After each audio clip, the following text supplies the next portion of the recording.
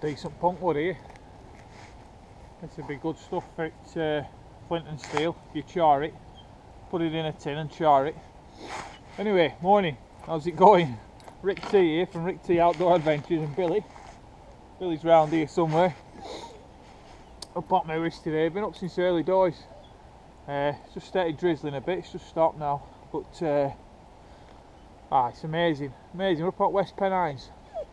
Loads of history up here, shitloads of history. There's like 9 abandoned farmhouses just in this area from, some of them were centuries old. Probably, they were left in the late 1890s, so they've been dilapidated for a long time. But there were 9 of them up here with families living in them. Amazing. So we're going to have a look at a couple of them. I'm going to do some navigation around movies, have a look at them. But first, we're going to have a bit of a look at flint and steel, or using a steel, and the sort of misconception that you've got to use flint, because you don't have to use flint. It's flint's ideal. Flint's absolutely fantastic at the job. It's the steel that's that makes the difference. It's the steel that gives you your spark, that lights your tinder, whatever you're using, whether it's charred punk wood, which is absolutely brilliant. I think it's even better than using char cloth, really. Char cloth's ace. Char cloth takes the spark dead easy. So depending on your quality of rock, sometimes char cloth, but I like using charred punk wood, me. It's good stuff. But you can do it with all sorts of rocks. All your rock needs to be is hard. You need a hard rock with a sharp edge, preferably.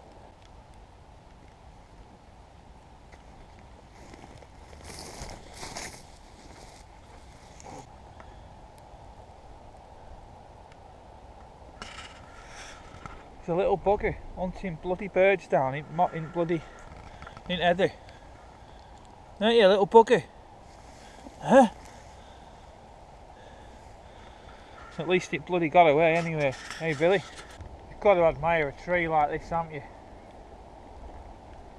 It's on its way out, but it's still surviving, it's still hanging on, it's still alive. But a tree that can survive on its own, on a bleak moor like this, yeah, you've got to admire it. Beautiful, isn't it? This is an amazing environment of mosses and different types of moss and blanket bogs and you name it, and all these small little hawthorn trees just out here in the grazing lands that are surviving, and then the forest over here. Loads of bilberries at the right time of year, and purple heather, but sphagnum moss and loads of other types of moss. It's fantastic. It's a great environment. Sometimes you can find some decent stones underneath these roots. Although there's a lot of gritstone on these moors. Gritstone's definitely no good. You don't want gritstone. Still finding bits of quartz and stuff like that though. I can find a decent chunk with some quartz in. That'll do the job. Let's see where the squirrels have been busy. Don't see that many squirrels in this forest, but that's definitely squirrels. Never seen any crossbills or anything like that. All this sort of stuff, I'd say it's definitely squirrels. Hey, what do you reckon, Billy? Where's them squirrels, big lad? Where's them squirrels? Eh? Good boy.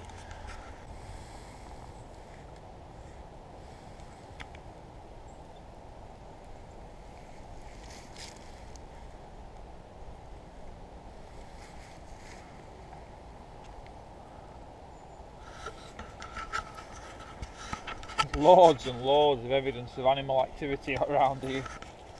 This complete fallen tree is just covered in seeds and corns where they've been stripped of the seeds, and in between there's loads of scrapings on the floor where the deer have been scratching around, and yeah, absolutely full of activity.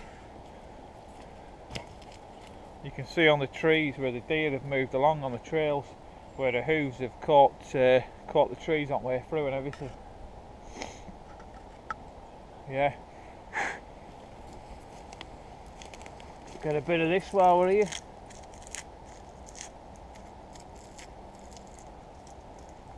Always comes in handy, a bit of birch bark. Hey Billy, let's get my axe out, lad.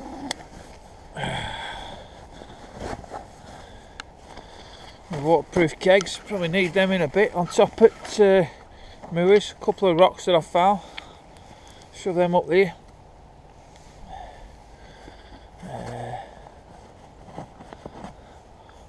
Another rock.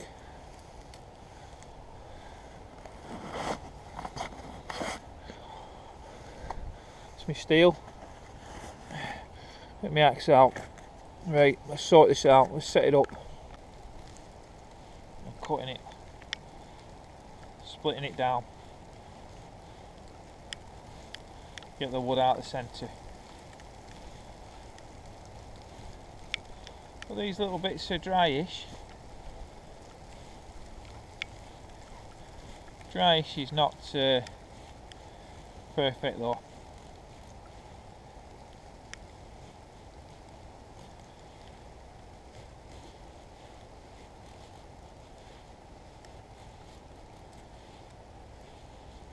But I know they're going to do the job.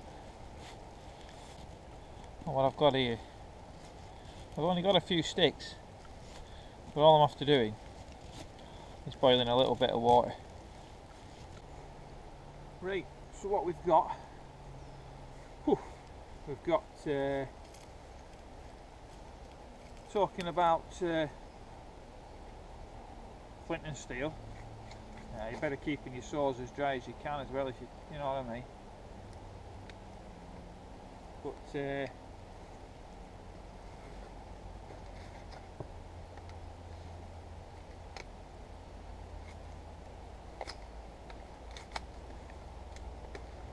yeah, talking about flint and steel, and we're mentioning rocks, different rocks, and it's automatically flint and steel, isn't it? Because that's what you think about. But you can use varying types of rocks. Just anything that's that you find that's pretty hard, it's always worth a try. But if you're struggling and you can't find flint, it's not the end of the story. You know what I mean? You've still got a chance. So even with your knife blade, that's your steel, as long as it's carbon steel. But you can still get a spark as long as you can find some hard sort of rock. So it's worth trying different types.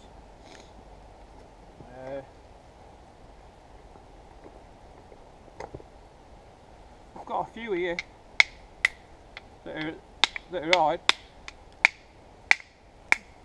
Just watch your eyes when you smash them, when you're smashing them like. But you better throw in other big rocks on them away from you. But I've got a few here. We'll try these. And then obviously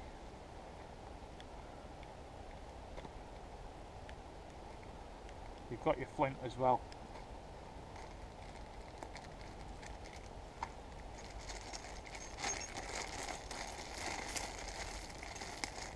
So that's the steel that I use.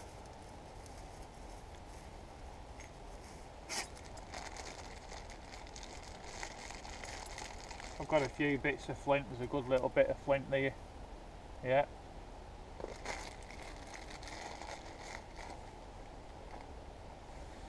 But this will create sparks off different. I mean, that's with a piece of flint. Whoa! Snapped a chunk off it. But yeah, you can see loads of sparks with that. Plenty of sparks with that. But it's not the stone that's doing it. It's not the stone that's making the sparks. It's the steel. That's what's lighting. That's what's giving you the spark. So even with this bit of rock, I'm not a geologist. I don't know. I haven't got a clue. Well, I know my basic rock climbing type stuff, but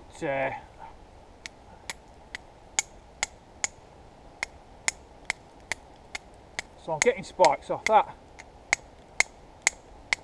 Nowhere near as many as the flint, but I'm getting them.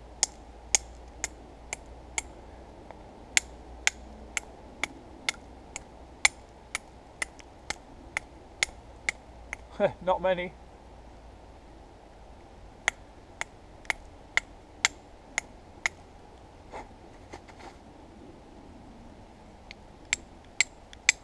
There. It's a sharp edge you need as well. Let's have a go with these. Oh, it's got some good ones. Yeah, so that rock's giving me some decent ones. And it's not got a particularly sharp edge, that.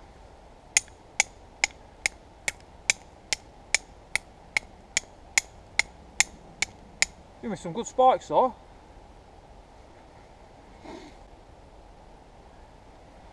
This one, right.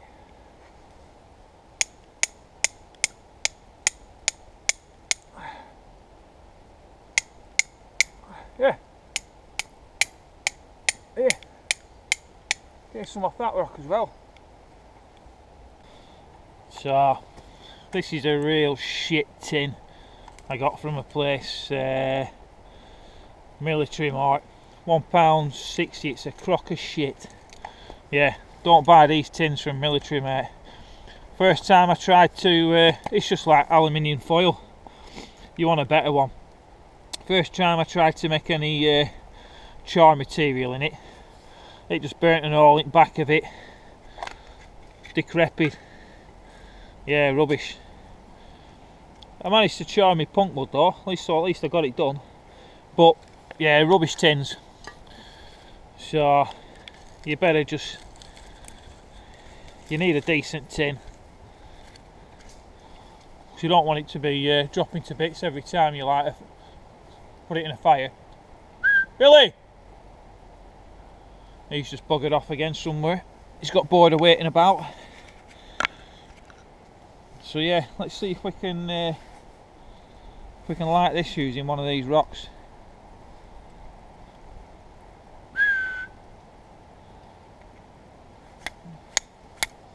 Without knocking me charred material everywhere.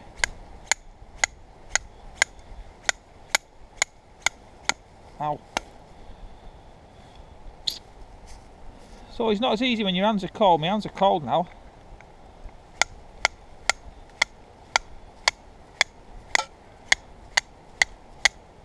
Billy!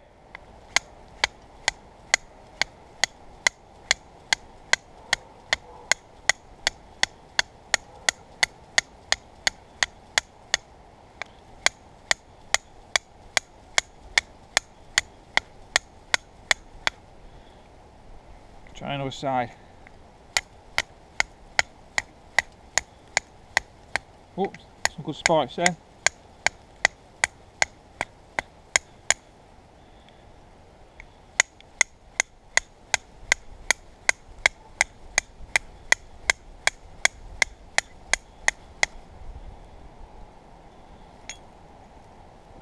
Billy!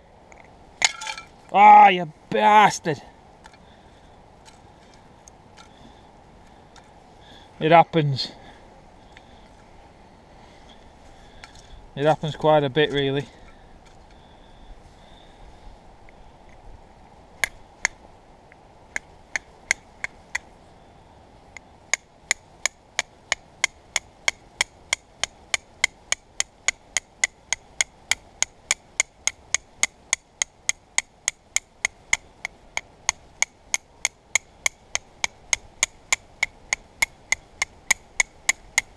Here, got it. Off that big fat rock.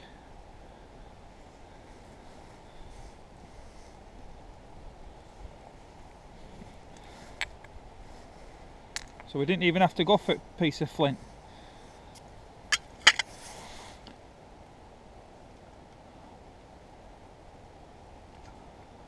So we're on it.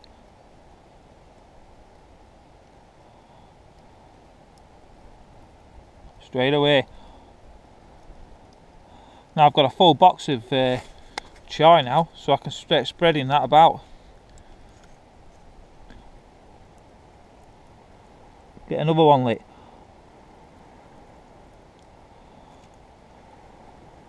Yeah, so we're on it.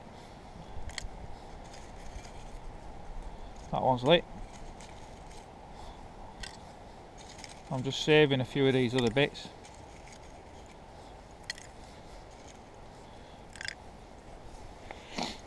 Good lad. So we're going.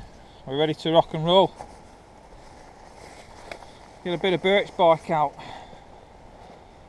in my pocket. I can put me all my feathers.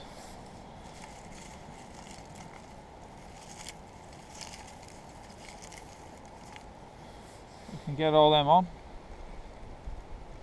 Put that under there.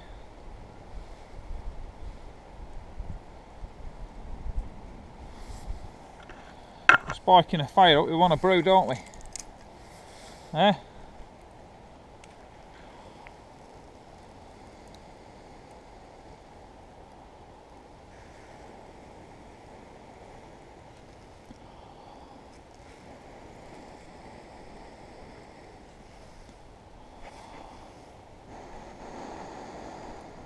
Yeah, we're on it.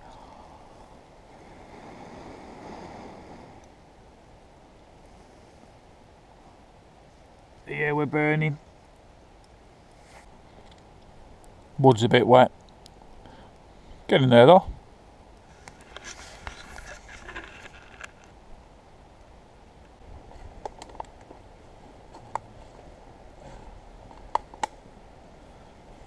That's what I usually use.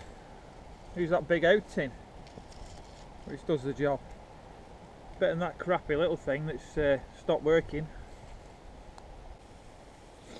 Yeah, that's my normal tin that I use. Bit big really, but that does the job sound. So, and it's lasted a damn sight longer than that cheap thing. Yeah, just be careful what you're buying. You know, on the internet or whatever, some of these cheap alloy cans are rubbish. In fact, you better get in like the biscuit and the sweet tins from shops. Eating your sweets, get some sweets for kids or whatever, put them in the car and then just use tin afterwards.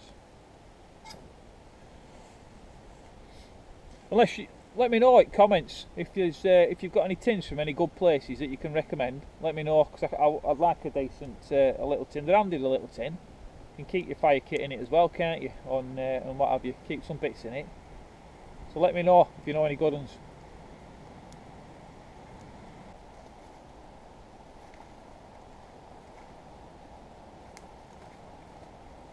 Yeah, so you're not just stuck to flint. As long as it's an hard rock with preferably a sharp edge, have a do. So yeah, try a few different ones.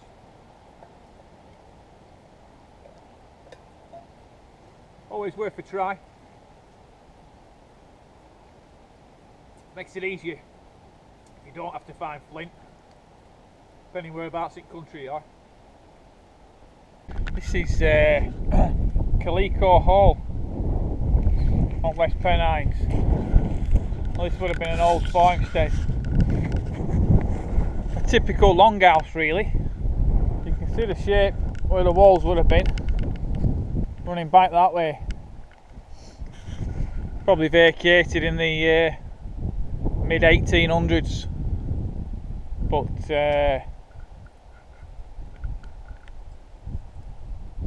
I always find it quite poignant visiting these sites where people have lived and families have grown up and kids have been born and died, and you know, I mean, the views are amazing. Looking out over the coast, you can even see Preston North End's football ground in distance, but we're out to the Ribble Estuary and over to Wales. But What an amazing view, what a place to live, to look out on this. But saying that, the harsh reality is this would have been hard graft living here. Hard graft. Whether they'd have savoured the views like we savoured them, I don't know. But what an amazing place to live. Absolutely amazing. When you look at the old buildings, you can still find there's an old gate post there, something, probably.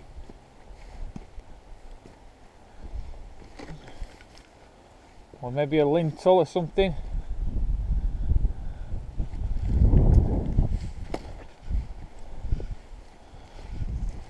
Amazing. Old roofing tiles. Stone off the roof. That'll have kept the weather off them, won't it?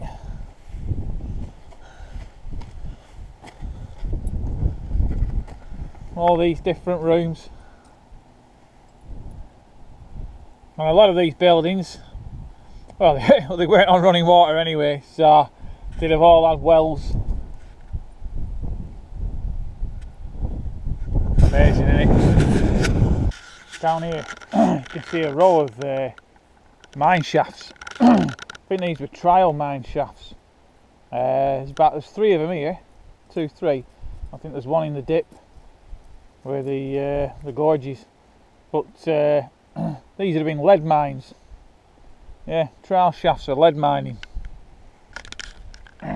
These are the old gates to Drinkwaters Farm, which was a big sheep shearing place. They used it for mass sheep shearing at one time. It was a furrowed farm, this one, with a cottage attached. Used in the really busy in the early 1800s. Story has it, tales have it, that it was used as for target practice in World War II, during World War II. And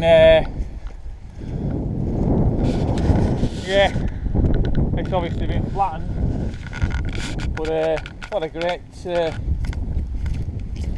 how ruined this one is. Still got a little bit standing. Why, there was a woman lived here in the early 1800s. Just shows, done it. Oh, people love a bit of gossip. 68-year-old woman, I'm forgetting her name. Might be Wilkinson, I can't remember. And she lived with a bloke who was 34, getting a bit of action in it up on moors, keeping warm at night. Got to sell a toy boy. But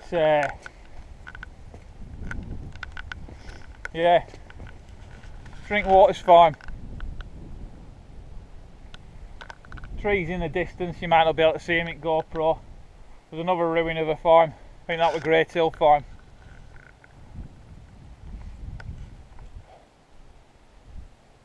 We're going to head over at Moors now to a burial mound.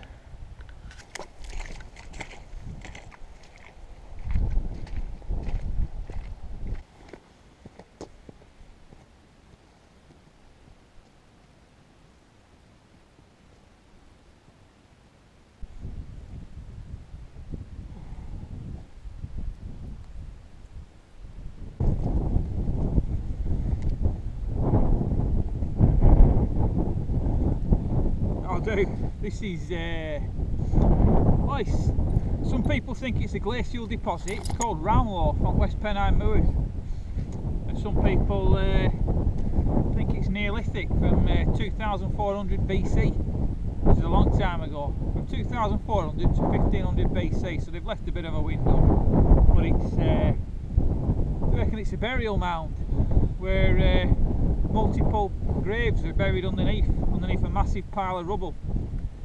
And then others believe it's just a glacial deposit, where the glaciers just deposited this massive pile, well, it's not massive, this pile of rubble here.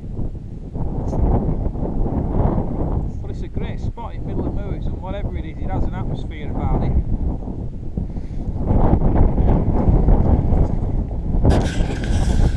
Look at that.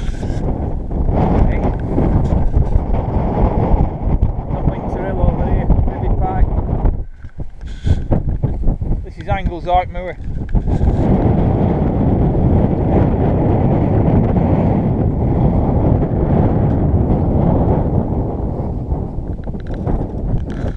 Yeah, whatever it is, it's pretty cool anyway. Isn't it, Billy?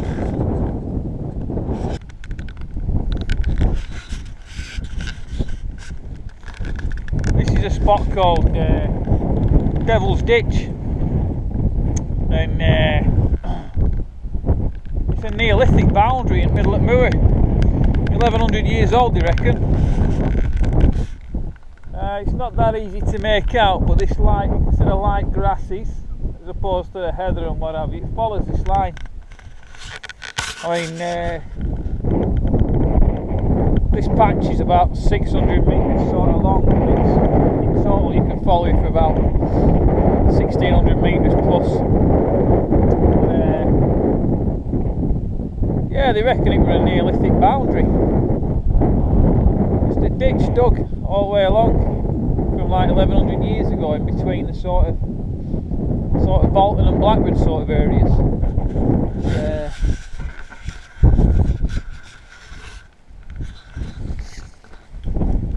That's Round Loaf where we've just been, so we're only 300 metres from that. But yeah, smart, innit?